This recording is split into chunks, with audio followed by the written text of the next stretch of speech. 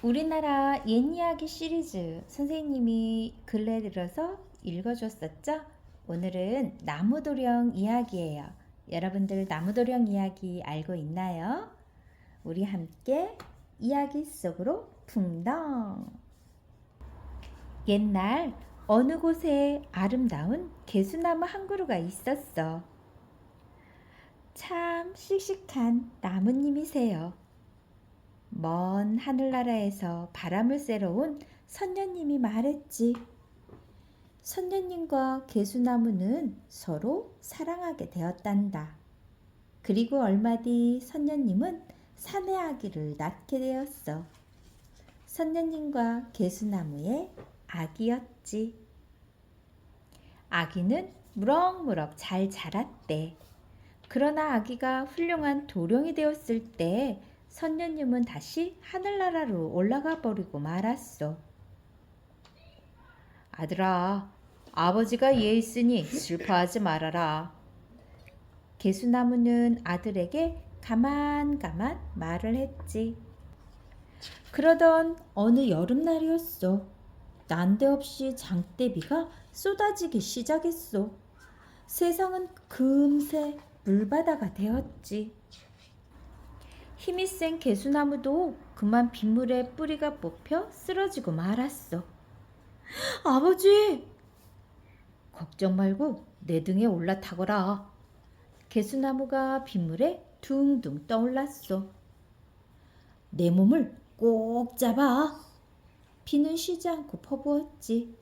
나무도령은 개수나무에 몸을 싣고 둥실둥실 떠내려갔어. 어느 곳을 보아도 물천지였어. 아버지, 언제까지 이렇게 무리를 떠다녀야 하죠? 나무도령은 여전히 비를 퍼붓고 있는 하늘을 쳐다보았어. 비가 그치고 물이 빠지면 어딘가에 닿게 될 기다. 개수나무는 나무도령을 태운 채 쉬지 않고 흘러내려갔지. 한참을 흘러갔을 때였어. 살려주세요!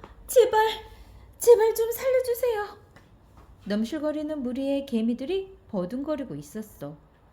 아버지, 저 개미들을 아버지 등에 태워도 될까요? 나무도령이 아버지에게 물었지.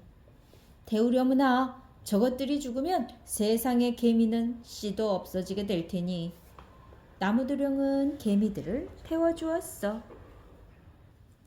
다시 얼마만큼 떠내려갔을 때야. 살려주세요. 제발 좀 살려주세요. 이번엔 앵앵앵 모기들이었지. 아버지, 저 모기들을 아버지 등에 태워도 될까요?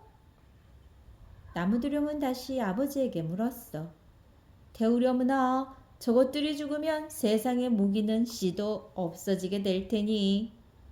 나무도령은 모기들을 태워주었지. 나무도령과 개미와 모기를 등에 실은 개수나무는 쉬지 않고 흘러갔어. 살려주세요. 제발 좀 살려주세요. 이번에는 나무도령만한 사내 아이였어. 아버지, 저 아이를 아버지 등에 태워도 될까요? 아니, 안 된다. 개수나무는 딱 잘라서 말했어. 제발 살려주세요. 아이는 곧 빠져 죽을 것 같았지. 아버지, 저 아이를 구하게 해주세요. 안 된다. 아버지, 부탁이에요. 개수나무는 잠시 생각한 뒤 대답했어. 정 그렇다면 네 마음대로 하려무나. 나무도령은 사내 아이를 구해냈지. 개수나무는 얼마 동안을 더 떠내려갔어. 퍼붓던 비가 그치고 물이 빠지기 시작했지. 저기 땅이 보인다. 나무도령과 사내 아이가 개미와 모기는 타고 있던 개수나무의 등에서 내렸어. 그곳에는 한 할머니와 할머니의 두 딸이 살고 있었지. 두 딸 중 하나는 친딸이고 하나는 수양딸이었어. 나무도령과 사내 아이는 할머니 집에 머슴이 되었어. 그리고 차츰 나이를 먹게 되었지. 둘씩 짝을 지을 때가 되었구나. 할머니가 말했어. 그런데 할머니의 둘 딸 중 친딸은 마음도 곱고 예뻤지만 수양딸은 게으르고 성질이 사나웠지. 내가 할머니의 친딸과 결혼해야겠다.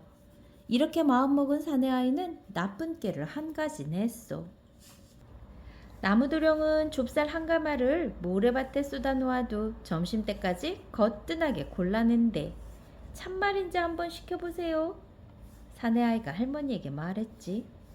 나무도령을 거짓말쟁이로 만들어 쫓아낼 생각이었어. 할머니는 곧 나무도령을 불러 그 일을 하게 했대.